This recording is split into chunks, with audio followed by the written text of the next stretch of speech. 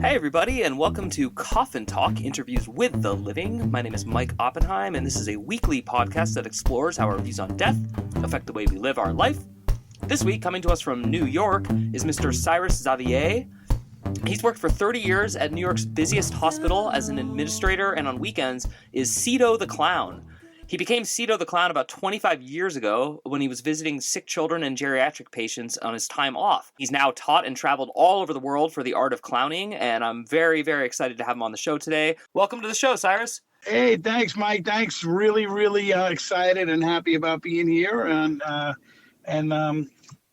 joining the podcast. Yeah, and you're an awesome get. My brother has been talking about you for years. I believe the way you know my brother is he taught your son. Is that correct? That's true. He taught my son in high school, and my son was always a big fan of your brother. And it's funny because now my son is 23, and he just got his commercial pilot license. So he's working with Delta. So it's amazing. It's just amazing how, changes in life. Yeah, that's so cool. And that must be so interesting to teach a young high school student, and now he's flying commercial jets. That's so cool. Congratulations, by the way. That's awesome. Thanks. Thank you so much. Thank you. Let's get a little bio information from you. How old are you? Where did you grow up? And what generation, if any, do you think you're a member of? Wow. All right. Born and raised in Levittown, Long Island. I'm 54 years old. 54 years old, born and raised Levittown, Long Island, moved to Queens, Maspeth, Queens, and went to high school, Grover Cleveland High School in Ridgewood, and pretty much started working at Elmhurst Hospital. I had no intentions. I was young. I had no intentions of really staying there. It was something, I've always wanted to be a restaurant manager. That was my thing that I wanted. Huh. And being a restaurant manager and working in the hospital is like two different things, but I realized it was dealing with the public and making people happy. I mean, working in a restaurant, you make people happy by serving food, right? Yeah. And then working in the hospital, you make people happy by seeing that they get better. That's so funny. I was a restaurant manager for 7 years, and I've always wanted to work in healthcare, and I volunteered at hospice, but I never actually got my CNA or any other degree. So that's fascinating. We're kind of in the opposite. The opposite. Yeah. And I agree, just even from my limited experience in healthcare, they're very similar, actually. And as everyone knows, if you have a crappy server or a crappy health care worker who's in a bad mood, it affects every part of your experience. So no, absolutely. Yeah. You're absolutely right about that. That's cool. And wow, I mean, that's just incredible. So I love Queens, by the way, because my brother was there for many, many years. Are you still in Queens? Yeah, I'm still in Queens. I'm in College Point, Queens is where I reside now. Cool. Bought a house, I guess, maybe around 17 years ago. And that's where I live. I still, I have a 23-year-old son. I have my 19-year-old daughter who goes to NYU. Wow. She studied in London last year. This year she had to do Manhattan. Next year she wants to do Spain. So she's with NYU. And then I have an 11-year-old. Don't know how that happened, but I have an 11-year-old. That's awesome. Well, I just had my third kid, so I definitely can understand. We're literally 2 weeks and 2 days ago, so you can imagine where I'm congratulations, at. Congratulations. That's awesome, though. And also NYU, that's a huge accomplishment. Wow. So back to you. I guess the first question I do want to ask, how did you come up with the name CiDO the Clown? So, all right. So just going back to my history. So my father passed away about 3 years ago. My father was Iranian and my mother was Ecuadorian. They both met two different parts of the world. They met in Newtown High School in Queens. So my father had a heavy accent. If you say Cyrus in English, in Farsi, it's Cyrus. Cyrus. So when my friends used to call me and say, "Can I speak to Cyrus?" My father would say, "Yeah, Cyrus, Cyrus." So my friends kept hearing CiDO, and they were like, "Why is he calling you CiDO?" So CiDO became a nickname. Since I was a little kid, CiDO was my nickname. So even my family would call me CiDO. That's awesome. To this day, they still call me CiDO, thanks to my father's heavy Iranian Persian accent. That's great. I love it. And actually, I should have mentioned this a long time ago, but so I was born in 1981, and my first birthday party I ever remember, my dad got us a clown, and it was the best. Like, I just want to throw that out there that I hear that clowns are not as popular today. I'm assuming social media has something to do with that awful trend. But even if that's not true, I just wanted to let you know that it was one of my favorite memories from my childhood. It blew my mind. I ended up getting into like magic and entertainment and stuff, and I'm absolutely sure it had a positive impact on me, because to this day I love comedy and I love like laughter and just, celebrations. So so I wanted to throw that out there, because as I ask you questions, I just want you to know that all of these questions come from a place of deep enthusiasm. Wow. Awesome. Yeah. I mean, my father actually owned a restaurant in Long Island, and it was funny because there was a clown that would show up, and he would come like once a week in his costume, I guess after he did his gig or show, and he would show up to my father's restaurant, and he would start he would have his lunch, and he would start blowing up balloons. And a lot of times I was like the only kid there. Sometimes there was a couple of kids there, but he would just sit there and keep blowing up balloons for me. And I was like, can you do another one? Can you make me a sword? Can you make me a door? Can you make me this? And the poor guy just wanted to eat his lunch, and I'm disturbing him. And I'm like, he's probably saying to my father, listen, charge me, but get your son away from me. I don't know. but I think that was a strong impact on me, because that's my childhood. Some people say, hey, I remember, my father bringing me a clown when I was young. It was great. It was awesome. Me, I don't remember any time having a clown for my birthday party. The only memories I have, like I said, was being in a restaurant and this clown showing up and making me balloons and doing funny tricks. That's so cool. So these questions, I'm going to jump around, but this kind of reminded me, what do you do if and when, I'm assuming it has happened in your 25-year career, when you encounter someone who has a fear of clowns, since that's like a thing? Hey everyone, if you're a fan of the show, please head over to MikeyOp.com and click the subscribe button. It's the best way to support us, and it's free. That's MikeyOpp.com. Thanks.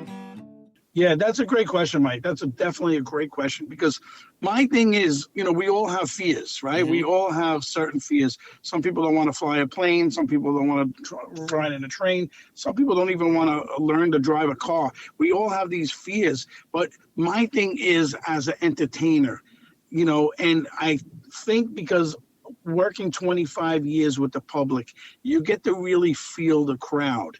You know who's who, who's what, and what to do and what not to do. You know what I mean? If it's a Muslim party, you don't go and grab and try to, put your hand around a kid or a girl or the mother. You keep your distance. So as far as, you get to really know the do's and don'ts and what to do, what not to do. Getting back to your question, the main thing that I do, Mike, is I tend to not engage them. I don't even want to make eye contact with them, right? Yeah. So I really want them to know, hey, this guy is safe. Why are they afraid of me? Because they're afraid I'm going to do harm to them. They're afraid I'm going to do something evil. I'm going to do something bad. But when they see the interactions of the other kids, even the adults laughing, then they feel safe. But you can never, and I tell this straight out to the parents. When the parents tell me, hey, I'm just going to let you know, my son is a little bit of afraid of clowns, or my daughter, that gives me the thing that I know in my mind, right? I got to stay away from that kid, and I got to find a kid and a kid that's not afraid of me, that I can show that kid that, hey, look, it's okay. You know what I mean? You can laugh. You can have fun. I don't have to look at you. I don't have to touch you until you'll see. Mike, a lot of times that's my way of doing it. And by the end of the party, the kid who's so afraid of me is coming over and hugging me and taking a picture with me. So, it's definitely, that's the way I handle it. Other people don't. Other people try to just, if you're going to run and grab that kid, forget about it. That kid's going to be crying and his birthday party is done. Yeah, that's awesome. That was a great answer. Thank you. So what about the training to become a clown? Like, did you go to a school? Was there certification? Do you do continuing professional development? Yeah. So what I do is I do a yearly training. I'm part of World Clown Association, which is clowns from all over the world. It's an organization that we meet together once a year. Once a year, we meet together and we have lectures. We learn, we teach, and we really work hard together to promote the art of clowning. Okay. So it could be last year was in Florida. We traveled to Florida, and I try to do as many conferences as I can. I mean, I've traveled all over the world. I've been to Malaysia. I've been to Hong Kong. Wow. I've been to, so I travel. I just got back from London a week ago. That was a magic convention. So, cool. I try to, when you go to these conventions, you go there to really to better yourself. You go there to learn. It's not like a convention where you're going to hang out and you do have your fun. You do hang out. I got to be careful because my wife's probably going to be listening to this podcast. So, but it's mainly about really learning and improving your skills. Cool. And so speaking of skills, what was one of the hardest things early on in your career to master? I've always been a people's person. I've always been that person to make a crowd laugh. I was always a class clown, as you want to, maybe you funny. can say. That's cool. So it's not like, when I had to learn to perform, when I first started, right, about 25 years ago, I was known as like a Latino clown that didn't speak Spanish. My Spanish was horrible, but people wanted a Latin clown. So my sell point with that was, but kids nowadays speak English. You know what I mean? So yeah, yo hablo español, sí, claro, pero los niños quieren el show en inglés. I do speak Spanish, but the kids want the show in English. And then the moms and dad will look at me and say, wow, you're absolutely right. Okay, as long as you're Spanish, do the show in English. And I was like, awesome. whoo. And I got away with that for years until I started learning to do my show in Spanglish, Wow. in English and Spanish. Yeah. That's so cool. I'm so glad I asked that. And I guess the next question I wanted to ask was, what's the coolest or hardest or like most popular? Well, I guess these are three questions. When it comes to magic tricks, what is your favorite one right now to perform? So my favorite one is I make a bird appear in midair.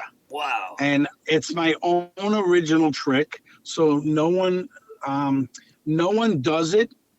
If they do it, it's because they copied off of me. And I don't like to say that to be cocky but I invented that trick. I have mouth coils made specifically for that trick. Wow. Everything that I put together in that trick came from me, my idea, my thinking. And it's an amazing trick that I've been doing now for, I guess, maybe 20 years out of my 25 years. And it's been so successful that people look for it and still don't know how that bird appears. But they'll sit there and watch. Mm-hmm. I make the bird appear, and then the other next trick is the rabbit. The rabbit appears. Wow. So my thing is, I'm a magical clown. Mm-hmm. And Mike, it's funny because a magician does tricks, but he does it in a serious way, right? Yeah. You don't see a magician acting goofy. A magician is a very serious person wearing a nice suit, right? Where a clown can take that same trick and bring comedy into it. So my, the answer to your question is, I love to do the bird trick. I love to bring comedy. I love to make people go, wow, and also make people smile and laugh. Well, that's such a great answer. And I'm so glad you phrased it the way you did, because I'm a huge fan of stand-up comedy, like I said. And I feel like there's a lot of similarities between magicians, clowns, and comedians, which is the premise can be shared, but the nuances are unique, and like there's no way to copyright your move, but at the same time you do deserve respect for it. And so that is interesting. Like, is there any sort of like jealousy or like awkwardness in the clown community in New York, or is it like a really friendly scene with people like amicably getting along? I mean, we do get along. I was the president of the New York Clown Alley, and this was before the pandemic, before COVID hit. We would meet once a month at Elmhurst Hospital, and we were about maybe like 25, 30, 35 people that would meet different clowns, entertainers, magicians, balloon twisters, face painters, and we would meet and we would get along. We would learn from each other, show, run by each other, funny customers, good customers, bad customers. It was a learning experience. I'm going to put that together back again. I'm going to start. I just got the approval from the CEO of the hospital, and she said that's not a problem. We can do it. We can meet. So I tend to do that, Mike, because I don't want to see that hatred. I don't want to see that, oh, I'm better than you, you're better than me. And the way I look at it is there's enough children, right? There's enough children and adults that need joy and happiness in their lives. And, not one clown can take the business of all children in Queens, in New York, in Brooklyn. Right? So that's why we need to work together as a group and show each other how important it is to promote the art of clowning. Wow, I love it. Yeah, that's really cool. And so kind of along that line, did you have like a mentor when you were becoming a clown? I did. I had a friend of mine. He was a Spanish clown, and we were working actually in the same venue. It was a kids' party place. And let me tell you, I was scary. I mean, you can compare me to it. That's how bad I was. I was wearing a Halloween polka dot costume. I was wearing sneakers. My face paint was so horrible. And I was just like, so I'm performing my show. The guy next door to me is performing his show. I finish, he finished. I go, hey, how you doing? He looks amazingly professional, clean, nice clown shoes, costume clean, makeup, immaculate makeup. And I look at him and he looks at me and he says, what are you? I says, I'm a clown. And he looked at me, he goes, and he looks from down to up and he goes, he says, here's my number. Give me a call and I'm going to work with you. And I said, oh, great, thanks. I found out he was one of the famous clowns in New York for the Latinos. He was a famous clown. He was in business for a lot longer than me. And he picked me up and he took me the next day. He didn't even know who I was. Picked me up in his car and drove me out to New Jersey. There was a place in New Jersey. Now, I was a little bit afraid because I was like, who is this guy? Yeah. Is he trying to get rid of me? And then, maybe I'm competing with knocking out his business. I don't know. But he grabbed me, takes me and brings me into this place and starts, all right, try on these pair of pants. I said, oh, wow, they look really nice. He goes, okay, you're going to take them, $80. Try on these shoes. I said, oh, wow, look at these shoes. These shoes look amazing. All right, you're going to take them, $150. All right, try on this shirt. I said, oh, before I said this looks amazing, I got to start thinking of how much am I spending over here. So I walked out of there with $300, spending $300. I almost cried, Mike. I didn't spend that much money on my regular clothes, and I'm spending money on clown clothes, right? Which I said to myself, what, is this going to be something that I'm going to utilize? Is it not? Is it going to sit in my closet? I could use this $300 right now. I said, you know what? I'm going to take a gamble. I took the gamble, and that's when I started working. He started giving me the jobs and everything like that. So he has always been my mentor. He was the one that said, hey, they need a clown to speak Spanish. You got to do this show. I said, Pachote, I don't speak Spanish. Don't worry. Just tell him that, tell them that you speak Spanish and you can do it. Don't worry about it. They don't need to know that you don't speak Spanish.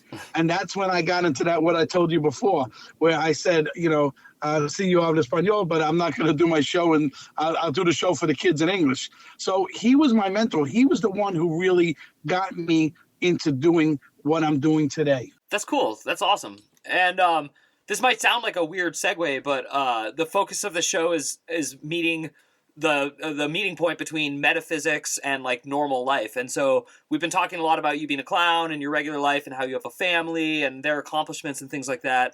But you also mentioned that your father is Persian. And so I'm imagining you come from like a pretty diverse background as far as like religion and spirituality goes. So I am curious, are you a spiritual person? Do you have any religion? Yeah, so great question. So my father was a Muslim, but he was not a religious Muslim. Okay. You know, he didn't believe in Muslim. He didn't pray. He wasn't one of those that, you know, that said you have to go to a mosque. You have to, you know, my mother was Catholic. My father was Muslim. At that time, growing up in Long Island, you know, 50 years ago, it wasn't like it is now. You know, it wasn't like if you wanted a mosque, you probably had to go to Brooklyn, you know, it's not like it is right now. So my father, the main thing that was so cool about my father was he's like, I just want you to believe in God. I just want you to believe that there's a God. And that if you ever need anything in life, God is always there for you. And to me, that was the main thing. You know, we were brought up pretty much as Catholics. You know, we were going to church, not really big on religion. But again, I believed in God. And my kids, to this day, they all had their communion, confirmation. They were raised as Catholics. So it was a little bit tough. My father, you know, being a strict Muslim, not being a strict Muslim. Being a strict Muslim would have been a lot different. I don't think he would have accepted me becoming CiDO the Clown. Where not being a strict Muslim, he was more open to it. Yeah, that's right? cool. Yeah, You definitely. know? Yeah. He was more open to it. And my father, to me, I'm telling you, Mike, my father would make me laugh. He would make me laugh. He would do these funny facial expressions. And he would like, you know, I would take a picture with my dad and I wasn't even in my clown costume. And I think I got that from my dad, where he would make these funny faces. And I'm like, Dad, you know? So now when I'm with my family, I'm with my wife and my kids and we're taking pictures, I end up doing crazy faces. And my wife looks at me and she's like, what are you doing? You're not in your clown costume. This is a regular family picture, you know? So you get to like, sometimes it's hard to make that adjustment to say, oh, wow. All right, I'm Cyrus. I'm not CiDO right now. But then there's times where I say to myself, you know what? I think I'm always CiDO. Wow.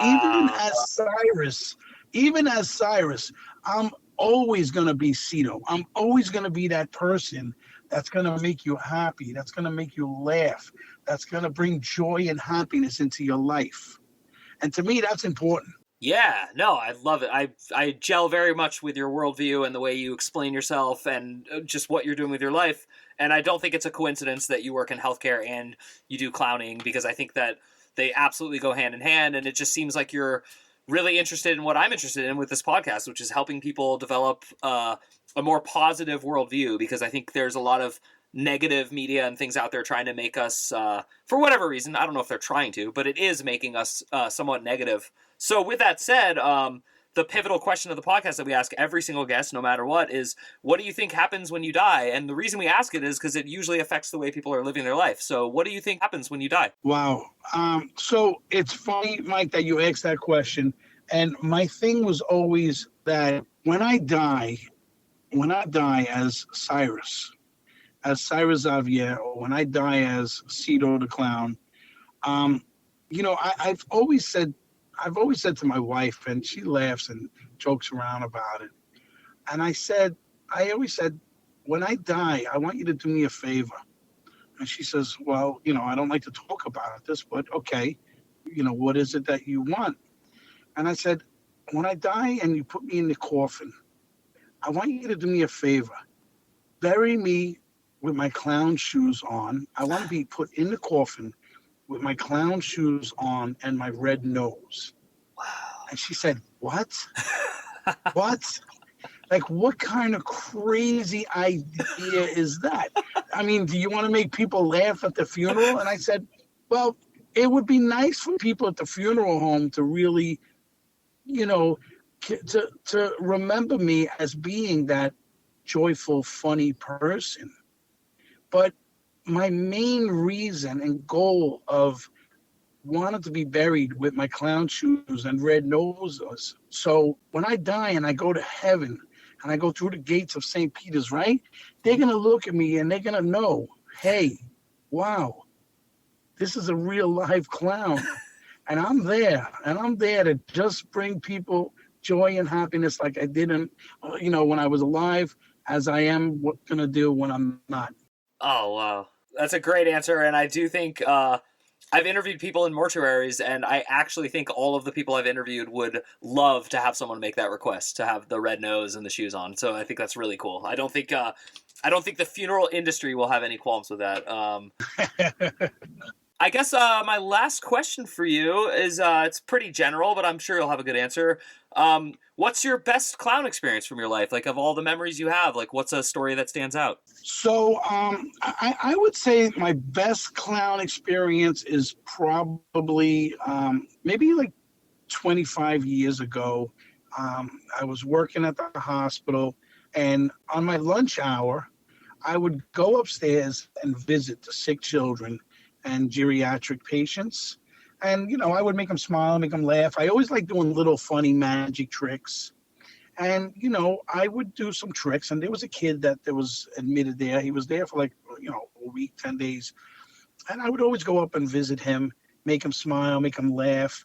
And then one day I go up and visit him, and he says to his father, "Oh, Dad, here comes that clown again." And I said, "Wow, clown. Like, why would he insult me? Why would he make me feel bad? I mean, I'm just trying to make him smile. I'm just trying to make him happy, and he just called me a clown. That's kind of insulting." And then, Mike, I thought to myself, and I said, wow, if that's what a clown does, if a clown is able to make someone take away their pain and suffering for a minute, for 5 minutes, for a half hour, if that's what a clown is able to do, then that's what I want to be. I knew I wasn't a doctor, I wasn't a nurse, but if I could take someone's pain and suffering away, that makes me a better person, a better human being. And that's where I became CiDO the Clown. Wow, that's very deep. That's provocative and wonderful. And wow, this has been such a fast interview. It flew by. I'm so thankful. I'm so thankful that you do what you do. I'm really touched and honored that your son studied with my brother. My brother's one of my favorite people in the whole world, and it's cool to finally meet you. He really has been telling me about you for a long time. Yeah, Sam is awesome. I love Sam. He's a great guy. I'm so blessed to really how things happen in life, and and how I was able to meet him, and how my son was able to help my son. Listen, everything that happens in my son's life, he owes it to all his previous teachers and people that were in his life. I mean, I don't want to say, people say, "Oh, you did such a great job raising your son." You know what it is? It comes down to everyone doing their part. And your brother was definitely part of my son's influence.